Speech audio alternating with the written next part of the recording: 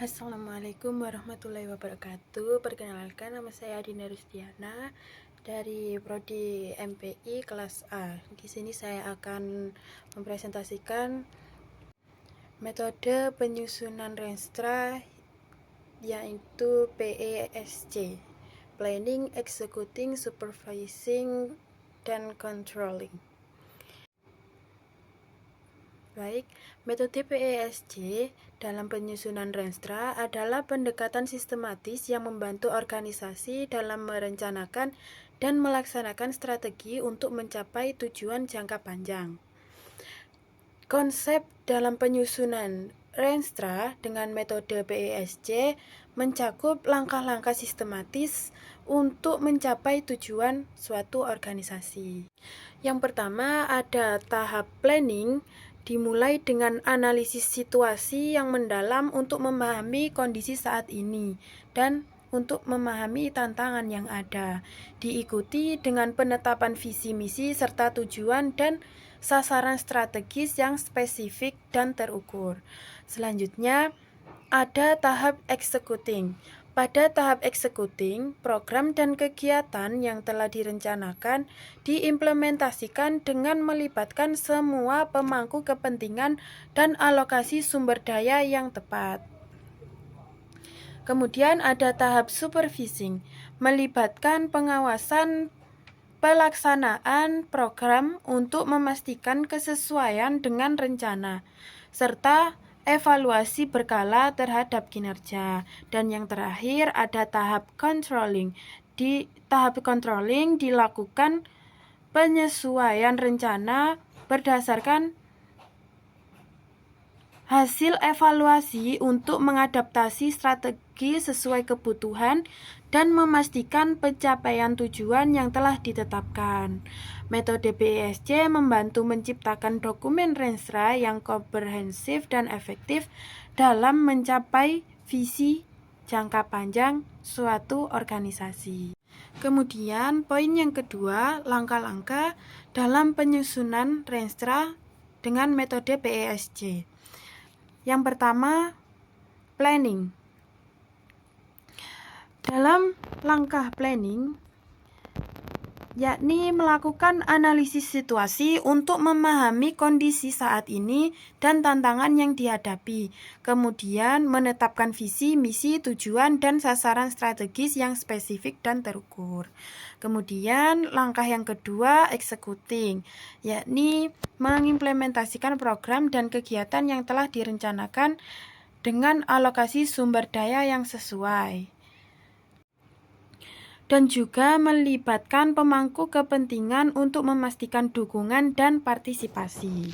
Kemudian langkah yang ketiga yakni supervising, melakukan pengawasan terhadap pelaksanaan program untuk memastikan kesesuaian dengan rencana, kemudian mengevaluasi kinerja secara berkala untuk mengidentifikasi masalah. Dan kemudian langkah yang keempat ada controlling, yakni menindaklanjuti hasil evaluasi untuk melakukan penyesuaian jika diperlukan dan pastikan pencapaian target sesuai dengan tujuan yang telah ditetapkan.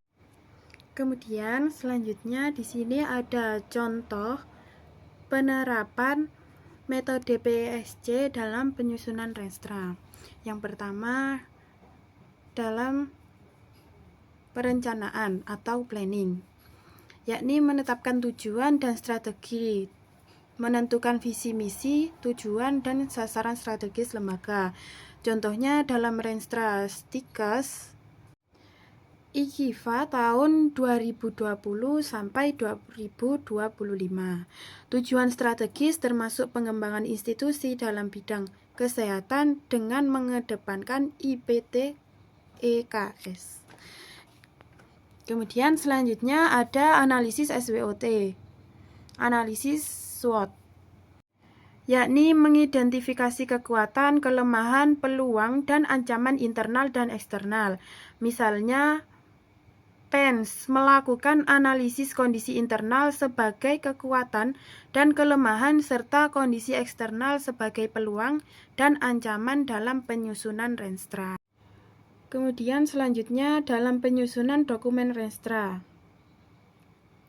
yakni membuat dokumen Renstra yang mencakup rencana induk pengembangan atau RENIP, rencana strategis Renstra, dan rencana operasional RENOP. Contohnya pada Stikes IKIFA menyusun dokumen Renstra yang meliputi indikator kinerja dan target tahunan. Kemudian contoh yang kedua pada executing atau pelaksanaan. Yang pertama, contoh alokasi sumber daya, yakni mengalokasikan sumber daya yang diperlukan untuk melaksanakan rencana strategis. Misalnya, PNS mengalokasikan anggaran dan sumber daya manusia untuk program-program yang telah direncanakan.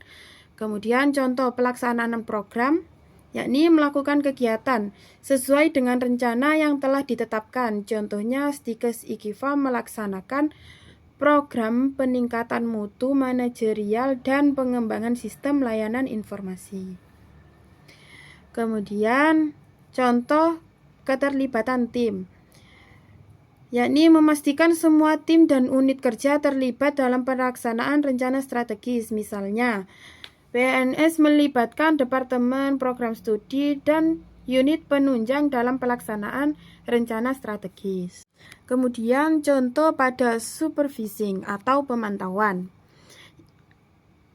Yang pertama, contoh pada monitoring kemajuan, yakni memantau kemajuan pelaksanaan rencana strategis secara berkala. Contohnya, PENS melakukan monitoring dalam evaluasi capaian dari rencana pengembangan jangka panjang, menengah, dan juga jangka pendek. Kemudian contoh evaluasi kinerja, yakni mengevaluasi kinerja masing-masing program dan unit kerja. Misalnya Stikes IKFA memantau dan mengevaluasi ketercapaian rencana pengembangan melalui indikator kinerja yang telah ditetapkan. Dan yang terakhir, contoh pada controlling atau pengendalian. Poin 1, yakni contoh mengukur hasil. Mengukur hasil pelaksanaan rencana strategis dengan menggunakan indikator kinerja yang telah ditetapkan. Contohnya, PENS menggunakan skor laporan akuntabilitas kinerja instansi pemerintah dan opini audit BPK RI untuk mengukur kinerjanya. Kemudian poin kedua, contoh penyesuaian, yakni melakukan penyesuaian jika diperlukan berdasarkan hasil evaluasi. Misalnya, jika target tidak tercapai, maka Stikes IKIFA dapat melakukan penyesuaian rencana operasional untuk tahun berikutnya.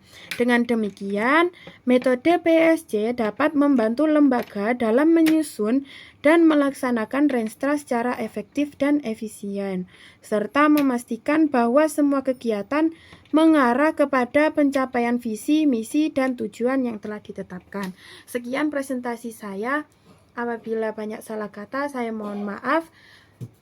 Akhirul hal yada, wassalamualaikum warahmatullahi wabarakatuh.